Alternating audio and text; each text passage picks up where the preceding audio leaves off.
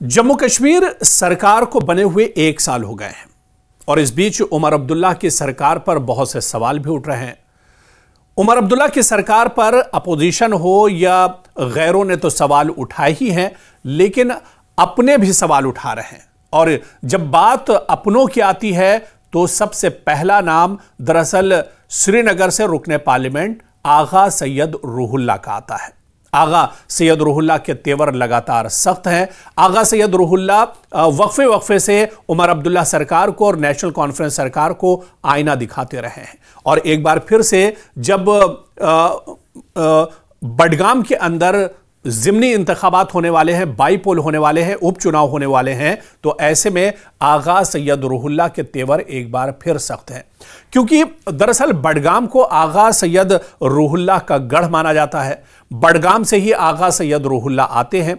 और आगा सैयद रूहुल्लाह के बारे में दरअसल ये भी समझना बहुत ज़रूरी है कि आगा सैयद रूहुल्लाह दरअसल सिर्फ सियासत ही नहीं करते हैं, सिर्फ रुकने पार्लियामेंट ही नहीं है, बल्कि आगा सैयद रूहुल्लाह एक मजहबी शख्सियत का नाम है। वो दरअसल एक रिलीजियस पर्सनालिटी भी हैं और लोगों के पास काफ़ी अकीदत की नज़र से वो देखे जाते हैं। तो इसी वजह से आगा सैयद रूहुल्लाह का कद बडगाम और आसपास के इलाकों में और ज़्यादा बढ़ जाता है।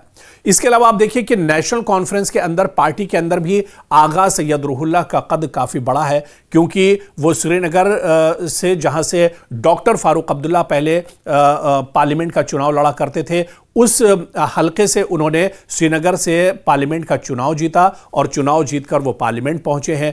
तो ऐसे भी पार्टी के अंदर और नेशनल कॉन्फ्रेंस के अंदर आगा सैयद रूहुल्लाह का कद बहुत बड़ा है। लेकिन अब सवाल ये उठता है कि वो अपनी ही पार्टी का जो एजेंडा है या अपनी ही पार्टी या उमर अब्दुल्ला सरकार से आखिर क्यों नाराज है। दरअसल इसकी भी कई वजूहात हैं। आगा सैयद रूहुल्लाह दरअसल ज़मीनी लीडर हैं और जिस तरह से हमने बताया कि वो मजहबी पेशवा भी हैं और लोगों में उनकी काफ़ी ज़्यादा एक तरह से अकीदत है, लोग उन्हें काफ़ी ज़्यादा चाहते हैं। तो इसी वजह से आगा सैयद रूहुल्लाह ये मानते हैं, और जब क्योंकि सियासत में काफ़ी पहले से वो रहे हैं, और आप देखिए कि आगा सैयद रूहुल्लाह जो बात कहते हैं वो दरअसल करते हैं। और यही बात वो नेशनल कॉन्फ्रेंस लीडरशिप से और उमर अब्दुल्ला सरकार से भी चाह रहे थे।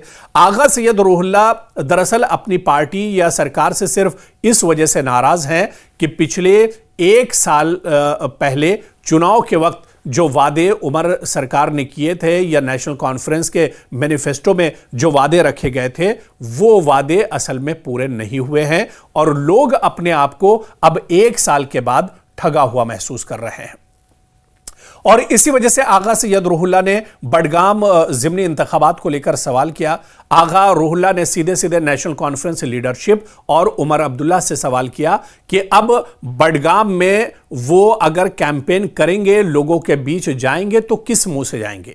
जब लोग उनसे पूछेंगे कि उमर अब्दुल्ला सरकार का 1 साल मुकम्मल हो गया है लेकिन उनसे जो वादे किए गए थे वो वादे पूरे नहीं हुए हैं, उस वक्त तो लोगों को क्या जवाब देंगे। क्योंकि आगा सैयद रूहुल्लाह का सीधे सीधे यही कहना है कि उमर अब्दुल्ला सरकार का 1 साल मुकम्मल हो गया है, लेकिन इस 1 साल में नेशनल कॉन्फ्रेंस का जो मैनिफेस्टो था, उस मैनिफेस्टो के हिसाब से आप देख लीजिए या उमर अब्दुल्ला सरकार ने जो वादे किए थे उन वादों के हिसाब से यह सरकार दरअसल खरी नहीं उतरी है।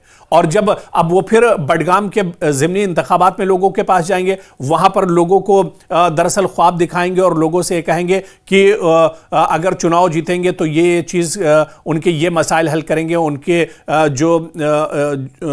जो मांगे हैं वो एक तरह से पूरी करेंगे, तो लोग उनकी बात आखिर कहां पर मानेंगे। क्योंकि जो काम 1 साल में नहीं हुआ है वो अब किस तरह से यकीन करेंगे लोग, उमर अब्दुल्ला सरकार पर किस तरह से यकीन करेंगे, क्या मुंह लेकर वो लोगों के पास जाएंगे और लोगों को क्या बताएंगे, क्या उपलब्धियां उनकी हैं, क्या हुसूलियाबियां उमर अब्दुल्ला सरकार की हैं, 1 साल में उमर अब्दुल्ला सरकार ने आखिर क्या किया है। दरअसल यही नाराजगी है आगा सैयद रूहुल्लाह की उमर अब्दुल्ला सरकार से।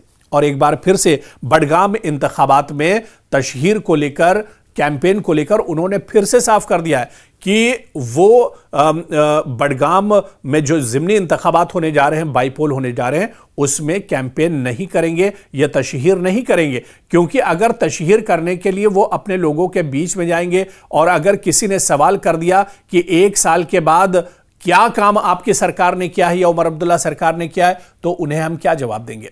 आप देखिए कि इससे पहले चाहे 370 का मामला हो, चाहे स्टेटहुड का मामला हो, स्टूडेंट्स के रिजर्वेशन का मामला हो, इन तमाम मुद्दों पर भी आगा सैयद रूहुल्लाह नेशनल कॉन्फ्रेंस लीडरशिप और अपनी सरकार के खिलाफ खड़े हुए नजर आए। यहां तक कि आपको याद होगा कि जब नई नई उमर अब्दुल्ला सरकार बनी थी, उस वक्त रिजर्वेशन का मुद्दा उठा था और यह मुद्दा खुद आगा सैयद रूहुल्लाह ने उठाया था और उमर अब्दुल्ला सरकार यानी सीएम हाउस के बाहर जाकर आगा सैयद रूहुल्लाह ने एहतजाज किया था। हालांकि उस एहतजाज में आगा सैयद रूहुल्लाह को पीडीपी और दूसरी जो कई पार्टियां हैं उनका साथ भी मिला था, लेकिन यह पूरा मुद्दा आगा सैयद रूहुल्लाह ने अपनी ही सरकार के खिलाफ एक तरह से उठाया था।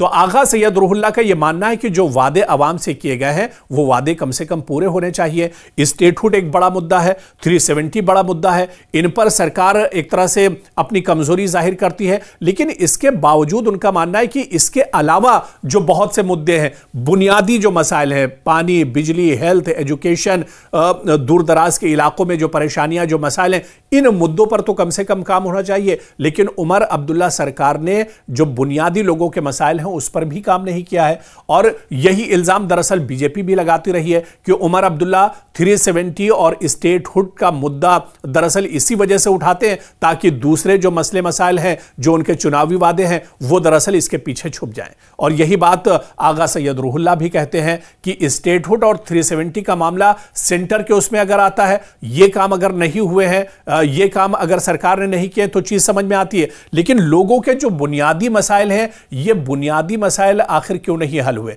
जो मैनिफेस्टो में छोटे छोटे वादे किए गए थे, जम्मू कश्मीर में लोगों को जिस तरह से जेल हुई, जेल के अंदर बंद है, उनको छुड़ाने को लेकर भी इस सरकार ने अभी तक कोई ऐलान नहीं किया है। इसके अलावा आप देखिए रिजर्वेशन के मुद्दे पर उमर अब्दुल्ला सरकार ने कुछ नहीं किया है। जमीन का एक बहुत बड़ा मामला है जो पीडीपी ने पिछले दिनों मामला उठाया था। इस तरह के जो इश्यूज हैं, आखिर इन इश्यूज को उमर अब्दुल्ला सरकार क्यों नहीं उठा रही है। जब उमर अब्दुल्ला सरकार एक तरह से वजूद में आई थी तो लोगों को बहुत ज्यादा उम्मीदें थी और इसी वजह से एक बड़ा मैंडेट भी उमर अब्दुल्ला सरकार को मिला था। लेकिन अब उमर अब्दुल्ला की सरकार से लोग मायूस हो रहे हैं क्योंकि उमर अब्दुल्ला सरकार ने पिछले 1 साल में कुछ नहीं किया है और शायद यही वजह है कि आगा सैयद रूहुल्लाह के तेवर लगातार सख्त है और जो बयान उन्होंने पहले दिन दिया था उस बयान पर आज भी डटे हुए हैं। क्या कुछ उन्होंने बयान दिया है उमर अब्दुल्ला की सरकार से, वो क्यों नाराज है या बडगाम के चुनाव में वो कैंपेन क्यों नहीं करेंगे, खुद आगा सैयद रूहुल्लाह की ज़बानी उनका पूरा बयान हम आपको सुना रहे हैं। मैं इस इंफॉर्मेशन में बिल्कुल प्रेवी नहीं हूं कि किसने वोट डाला है, किसने क्रॉस वोटिंग की है। अब आज के बयान से पता चला है कि चीफ मिनिस्टर ने जो कहा कि उन्हें शायद पता है मगर वो नाम बताना नहीं चाहते, तो उससे एक बात तो साबित हुई कि उन्हें ये बात पता है कि उन्होंने क्रॉस वोटिंग की है। अब ये कोई ज़ाती दुकान नहीं चल रही है कि यहाँ पे आप एक दूसरे का नाम ना बताएं, ये पब्लिक प्रॉपर्टी है। आपका लोगों के साथ एतमाद लोगों के वोट की बुनियाद पे जुड़ा होता है। तो लेजिस्लेटर, एमएलए असेंबली में या इस तरह के वोटिंग के वक्त वोट के साथ क्या करता है वो पब्लिक इंफॉर्मेशन में आना बहुत ज़्यादा ज़रूरी है। और अगर किसी को इस बारे में पता है, जैसे कि चीफ मिनिस्टर ने कहा है कि उसे पता है मगर वो नाम नहीं लेगा, मैं फिर से कहूँगा ये कोई प्राइवेट अफेयर नहीं चल रहा है कि वो नाम नहीं लेंगे। अगर इस तरह का बिट्रेयल हुआ है, इस तरह की ज्यादती हुई है, लोगों के मैंडेट के साथ, लोगों के एतमाद के साथ, लोगों के रिप्रेजेंटेटिव ने गलत वोट डाला है या गलत ताकतों को वोट डाला है, उन्हें बताना चाहिए। जब तक वो ना बताए तब तक सबके सब शक के दायरे में रहेंगे, बेगुनाह भी शक के दायरे में रहेंगे। कम से कम ये तो पता चले कि बेगुनाह कौन है और ये भी साथ साथ पता चले कि लोगों के एतमाद के साथ ज्यादती किसने की है। तो मुझे उम्मीद है कि वो इस बारे में बताएंगे और इसको कोई पार्टी अफेयर, प्राइवेट अफेयर नहीं बताएंगे। ये इंफॉर्मेशन पब्लिक प्रॉपर्टी है, लोगों को पता चलना चाहिए। हमारी जो सर्वाइवल की लड़ाई है, एग्जिस्टेंस की लड़ाई है, उसके लिए हम कब संजीदा होंगे और उसके लिए हम कब इस तरह की कोशिश करेंगे। पार्टी लेवल पे, पार्टी सतह पे लड़ना ठीक है, पार्टी पॉलिटिक्स करना ठीक है, और यहाँ पे कलेक्टिव सर्वाइवल की बात हो रही है। तो कलेक्टिव सर्वाइवल के लिए जितने भी लाइक माइंडेड पार्टीज़ है या लाइक माइंडेड लोग हैं, मैं नहीं कहूँगा कि पार्टीज़, उन्हें एक कलेक्टिव जो है लड़ाई छेड़नी पड़ेगी। और एक बात इससे भी ज़्यादा अहम है, जम्मू कश्मीर के लोगों ने इस सब को बालाए ताख रख के, इन सभी सवालों को बालाए ताख रख के एक पर्टिकुलर पार्टी को मेजॉरिटी के साथ एक मजबूत मैंडेट दिया था कि उसके बाद आपको किसी की शायद ज़रूरत भी ना पड़े। उम्मीद ये थी कि लोगों की शायद उस कन्फ्यूजन से हम दूर निकलेंगे, उन डिवीजन से हम दूर निकलेंगे, एक ही पार्टी को एक स्ट्रॉन्ग मैंडेट देंगे और वही पार्टी जो है हमारी लड़ाई लड़ेगी। अब बदकिस्मती ये है कि 1 साल हुआ और 1 साल के अंदर अंदर जो मैंडेट दिया गया था, जो पॉलिटिकल मैंडेट, एस्पिरेशनल मैंडेट दिया गया था इस पार्टी को, नेशनल कॉन्फ्रेंस को, तो उस सेंटिमेंट, उस